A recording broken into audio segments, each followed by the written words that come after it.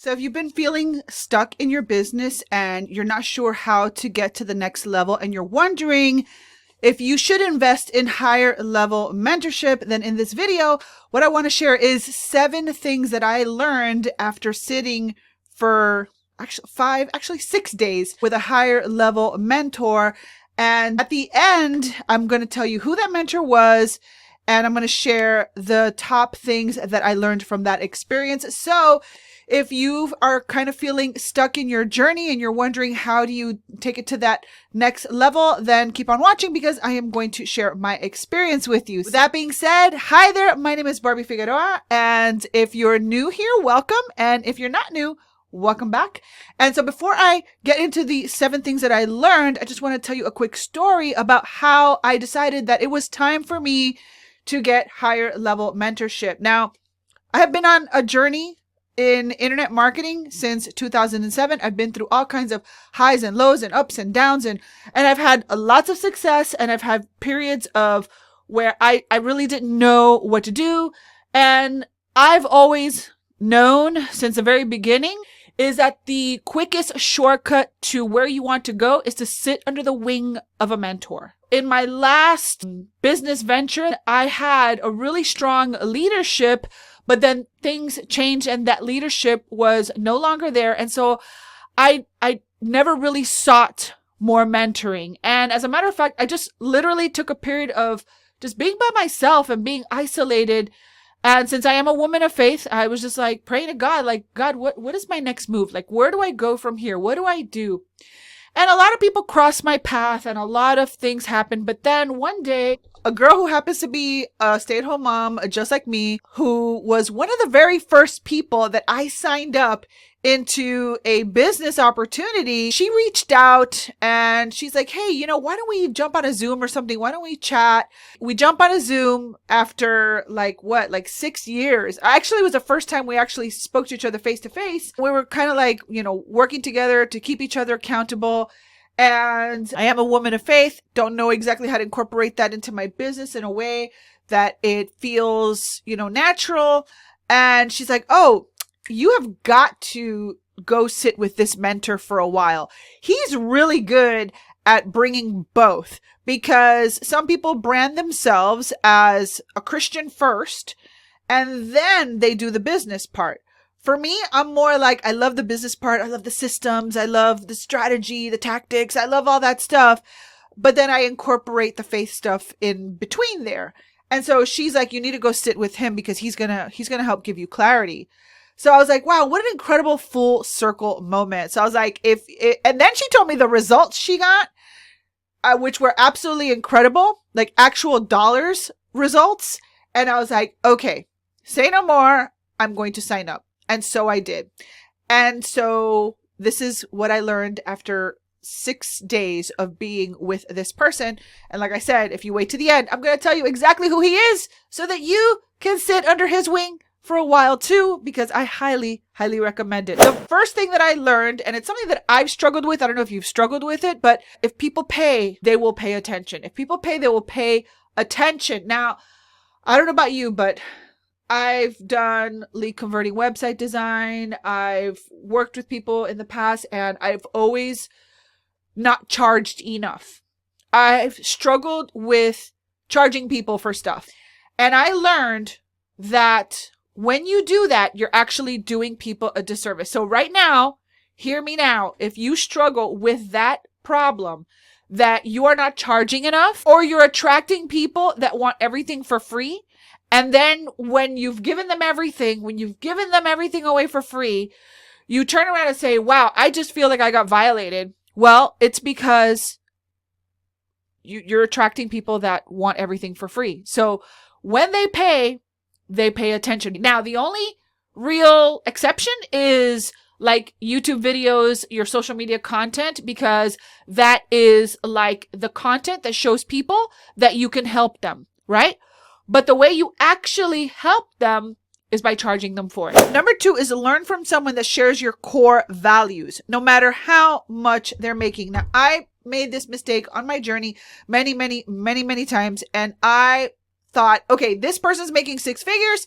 I have got to follow everything they're doing. I've got to follow what they're saying. And then I realize that person's approach does not fit with my lifestyle. And then I think something's wrong with me, right? This person is like, oh my gosh, I am making so much money and generating so much leads on Instagram. So what do? We run over and we think, oh, we got to do the same thing they're doing because they're making so much money. If that is what we're doing, then we are looking in the wrong direction for our answers because we're chasing the money instead of standing firm in who God created us to be, standing firm in our personality and who we are, and then look for the mentor who will best align with the lifestyle that you want to live and the person that you are. So I would pause before you say, oh, I'm going to sign up with that person because they're telling me that they're making all this money. Instead of using that approach, I would encourage you to think, okay, the way that this person markets, is that what I want to do? Is that the way I want to do it? Do I want to be on Instagram all day, or do I want to be dancing and pointing and all these things? Is that really who I am? You want to align with a person that is doing the thing that you want to do in the way that you want to do it. So the third thing is observe that person's process. So I am in marketing. I love marketing, love branding, love systems, love to crack the code. Not only am I thinking of who should I mentor with, but I'm also observing their process. So let's say, for example, you saw a video. They asked you to click on a link after the video. After you clicked on the link, you ended up on a page. Maybe you saw another video. Maybe you downloaded something for free. And you did all of this on your own terms when you were ready. And that feels like, oh, I love this process because it doesn't feel like I'm being sold to. It doesn't feel pushy. I don't have to be like in people's faces all the time. If that is a process that you like, then more than likely that is a process that you will be able to implement yourself. So when I see, for example, people dancing on TikTok and all stuff, I'm like, yeah, I mean, maybe I could do it, but that's not really me. And then I'm denying who I am. And so I don't want to do those type of things. Okay. Let me give you another example. When I was working on building a team inside of a direct sales company, network marketing, affiliate marketing, and if the person said, jump on the phone, do 3-way calls and private message people and all those things did not align with my core values. That I don't want to come off as a pushy salesperson. I love to make sales, but I do not want to come across as a pushy salesperson. I want people to make the decision that they want to make when they are ready. I'll say that again. I want people to make the decision that they want to make when they are ready. So I don't want to push people. I don't want to force people. I don't want to coerce people into buying something that they don't really want to buy. So if you put me in that situation, I'm going to say like, I don't want to do it, and then you might think, oh, well, you just don't want to follow whatever your sponsor's doing. And, look at how successful they are. Well, we're not all built the same, and there are different ways to get to the same goal. And so I choose not to do that pushy stuff. So I have figured out a way for people to come to me. So when I'm looking for a mentor, I'm looking at their process to see if it aligns with the way that I like to roll. And then boom, that's the one that I will choose. Number 4, give them so much value that you leave them wanting more, because the more you ooze people with value, it becomes a magnet. You become a magnet because people want to be around you. People want to be around your energy, and people will pay to be around your energy. But usually it's because they're getting value from you. So you want to make sure that you give people lots of value. There is a quote inside of a book from Wallace D. Wattles. It's one of my favorite quotes of all time. And it says, if you give man more in useful value than you receive in cash value, you have added life to that business transaction. If you give someone more useful value than you received in cash value, then you have added more life to that person through that business transaction. So adding value, you're adding life to a person. Think about that. That is so deep. So if you're not adding life to that person, if your goal is not to help the person, but to help yourself, then you've got to get under good mentorship that will teach you how to do it differently. Number 5, do not force the close. My mentor says this, I think it's hilarious. It's so funny. Tell me yes, tell me no, tell me fast, I gotta go, right? And that's it. You're not going for a forced close. You're not trying to convince people. You're not trying to, again, coerce people, push people into a corner, constantly following up. Are you going to do this thing? Do you want to do this thing? It's like fishing. You put out the bait for the fish that you want to attract, that you want to hook onto your hook, okay? And then you just bring them into your orbit and give them so much value that then, boom, they're already sold on you, and then they just have to decide if they want to buy or not. This one is one that I have grappled with on and off throughout my journey, and that is, don't do it for the money, do it for the love of people. Now, I get it. Sometimes you can get into a tight financial spot and you're like, I just need to make money. If you go ahead and you ask people, how could you get to your goal faster? Oh, if I could just make this kind of money. Oh, if I could just make that kind of money, right? Have you ever asked yourself that? When really what we need to be focusing is on, are you doing it for the love of the people? Because if you're doing it for the love of the people, then you are going to show up wanting to give them a transformation that comes through your value. And that is how you're going to bring the people in. And then if what you offer is a match to what that person's problem is, and then it's a solution to that problem, then that's how the money is made. So instead of focusing on the money, ask yourself, how can I be a person of value? How can I be a person of high service? And how can I help the person that I want to help get the transformation they're looking for? And then number 7, excellence is intentional. When you sit under the mentorship of a person of the caliber that I'm going to share with you in just a minute, you realize that you are sitting in the energy of excellence.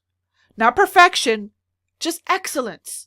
And excellence is about just doing the best and showing up the best way that you can. So it's like going to a restaurant. When you go to a restaurant and you're going to pay money for your food, you have a certain expectation that that food and the service is going to be really good, right?